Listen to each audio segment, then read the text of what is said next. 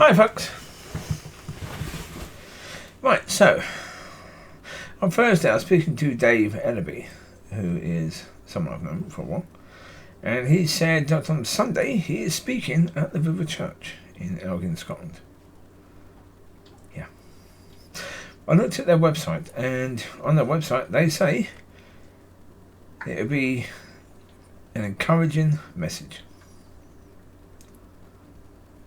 As soon as I saw that, I thought, oh, yeah. Well, they're right. They are right. Dave Ellaby will give an encouraging message. It won't be a message that will change people's lives, because he was a pastor in the past, and therefore, obviously, he won't want to offend anyone. So therefore, if he was different, and if he was going to say what God wanted him to say, completely what God wanted him to say, they wouldn't let him preach in their church. No chance at all. No chance. Wouldn't do it. Yeah. They wouldn't do it because it wouldn't be in their nature to do so. Because he would be speaking against them. And so they wouldn't accept it. But if you want an encouraging message, then go to any college campus when they're having a speaker, because what you're going to get is an encouraging message. You're going to get something that, generally speaking, the students who go to that uni have invited someone there who's going to preach a message that everyone is completely in favour of. They don't want anyone preaching or talking about something which they don't really agree with, because then that challenges them. They can't deal with that. And yeah,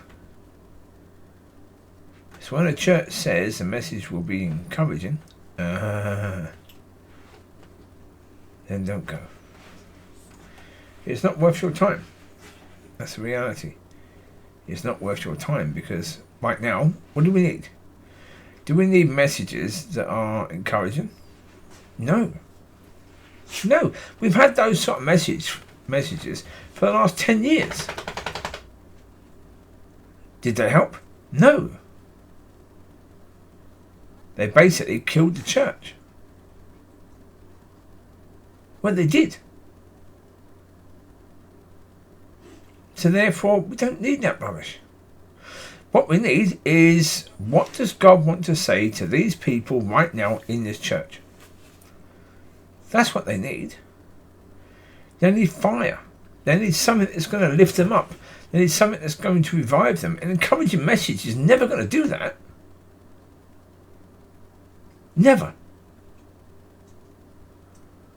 And so, yeah. I don't need to go to that church to know that church is still in a useless position right now. I don't need to go there to see that. You know, Dave is a nice person, but as a speaker, oh no. No chance at all. No chance at all.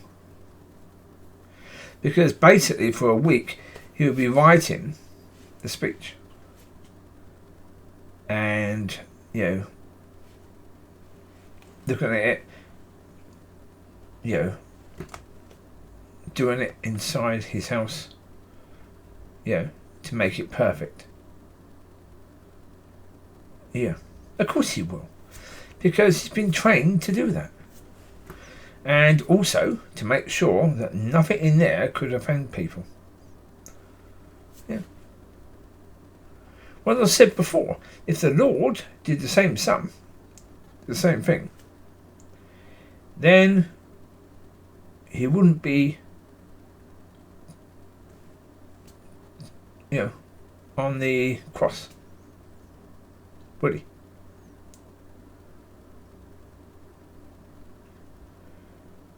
Because he offended the Jewish religious people so much they wanted to kill him, right?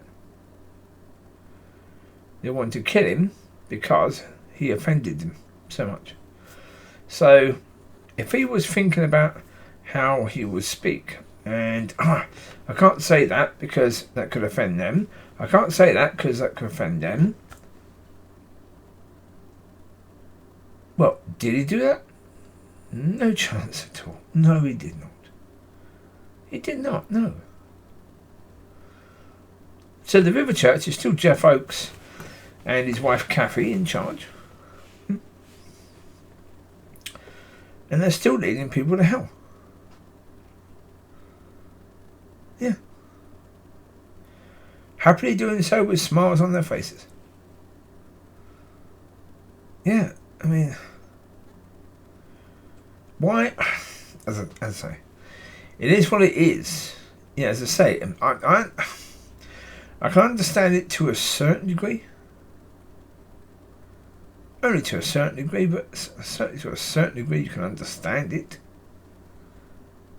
Yeah. Wanted, yeah, as a pastor from the world, basically, that's what they are. From the world, they're pastors from the world rather than from God. Yeah, obviously, want people to be pleased with them, so therefore, they've still got the job, right? If you're not pleased with them, you could be sacked. And, yeah, if you're from another country, then if you're sacked, oh dear, that's bad. You have to go home and say, ooh, they sacked me. Because they didn't like what I was saying. And basically, the people at home would say, oh, you were wrong, you were wrong, you were wrong. So therefore, oh, you can't do that. So please, people. Yeah. Well, as I said, last night, you can't blame the pastors. You have to blame the people in the church as well. Because they could leave the church. Because they know that everyone in that church knows.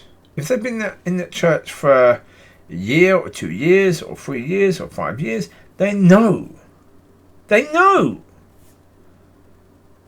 that church is not of God. They know that. They know that. Because, well, maybe they don't read the Bible at all. If they actually read the Bible, they know that church is completely wrong. They know that. Because they look at the Bible and they look at the church and think, oh, bloody hell. What happened to this church? Well, you know, straight away. That church nearly died, and they went to, the person who was supposed to be, doing things to get another pastor. He went to his friend, and that's why that church is wrong. Yeah. I say, if it's me in charge of that church right now, if God said to me, I want you to sort that church out, I will say to Jeff and his wife, bye-bye. Go home. Go to your home.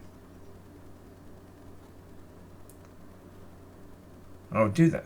Because, maybe they can come back. Maybe. If God says they can come back, then okay, they can come back. But,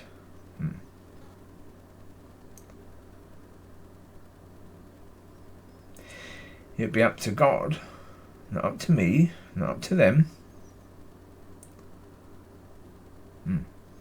Because actually, if you sack them and tell them to go back home to America, then basically they will be annoyed with you. So therefore, if God says go back, they will say no, and you have to say it again, and a few times maybe for them to say yes. So therefore, you know that God told them to come back.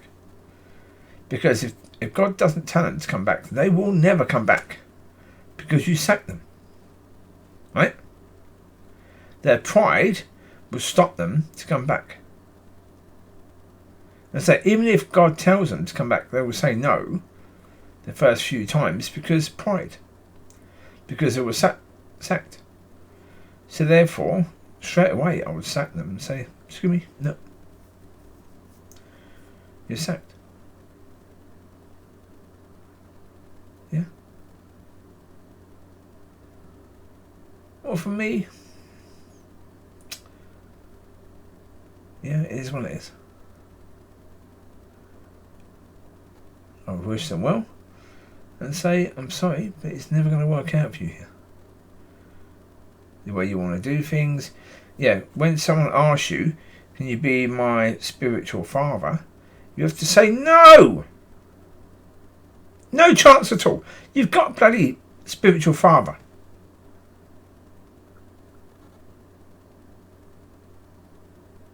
Because when you're praying, you're supposed to be praying to the bloody Father. So therefore, obviously, he is your spiritual father. So how can I be your spiritual father? But actually, again, saying that to someone could offend someone. So he said yes, rather than no. Do you think he knows that he should say no? Of course he knows he should have said no. But he said yes because he doesn't want to offend people. So therefore, he should be pointing to the Father and pointing them to the Father. But he didn't. So therefore, he's pointing them to himself. So therefore, that's the reason he's leading them to hell.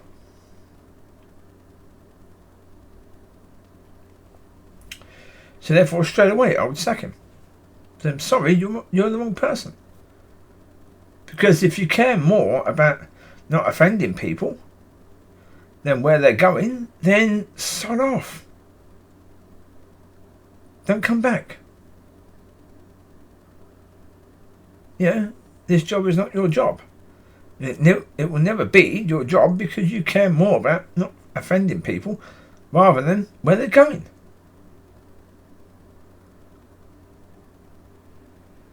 As I say, yeah. Does that offend me? A tiny bit, a little bit, yeah. It does a tiny bit. It does offend me a little bit, yeah. Just a bit.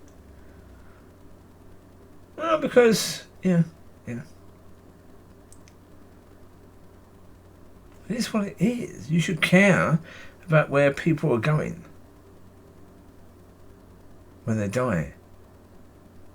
You should care about that more than your job.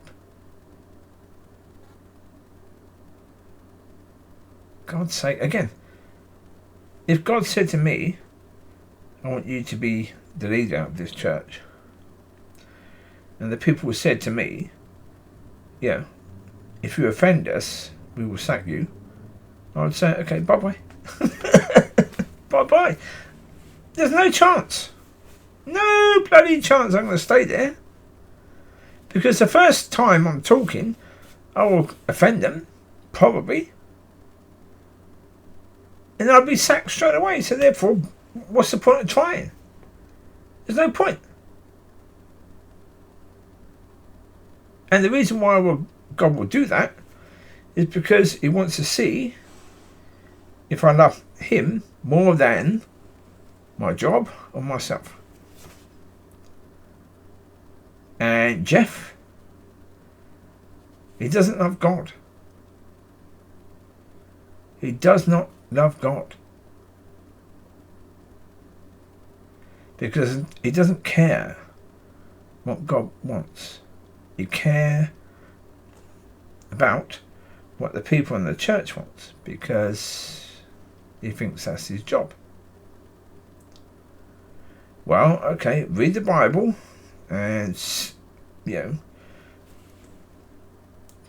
tell me where that is in the Bible, where that says you're supposed to be doing that. It's not in the Bible, is it? No.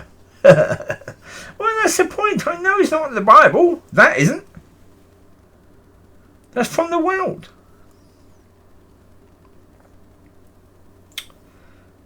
Well, today they had the farm market thing in the street, and that church tells people they will be there every third Saturday. They have that in the street, and that church says they will be there every time.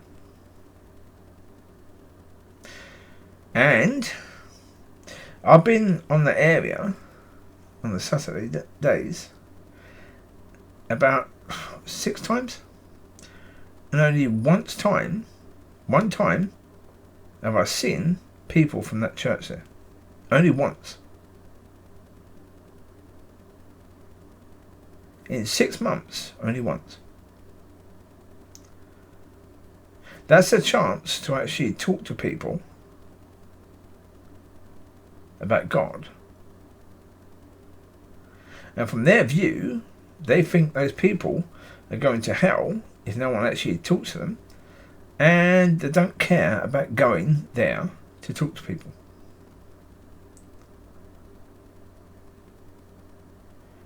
Because they only care about people in the church. Well, am I wrong? They could have excuses, a lot of excuses, if they want. Does it mean that's the real reason? No, the real reason is because you don't care. Because they only need about 2 or 3 people there. And that market thing is only about six hours. So therefore, they could have a few people there for an hour or 2 hours, and then swap to have another 2 people there, and the other people can leave then. They could do that easy, but they won't. No, but they won't.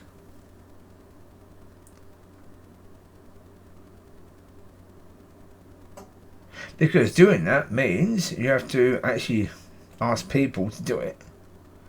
And when they won't do it, you have to say to those people, excuse me, do you care about helping people? Oh, the problem is that could offend someone. That's the reason why they won't do it. Okay. There you go.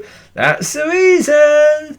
Because, trying to get people to do it could offend them. And therefore they won't do it.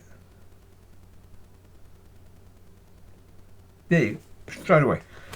I'll be sacked by saying that, won't I? Well, there you go. Yeah. But I say for me that I understand. I won't be a leader in any church unless the people in that church are completely broken by God first. That church needs to be completely broken before God will ask me to be the leader. Because the way I do things, if people are completely broken, then they understand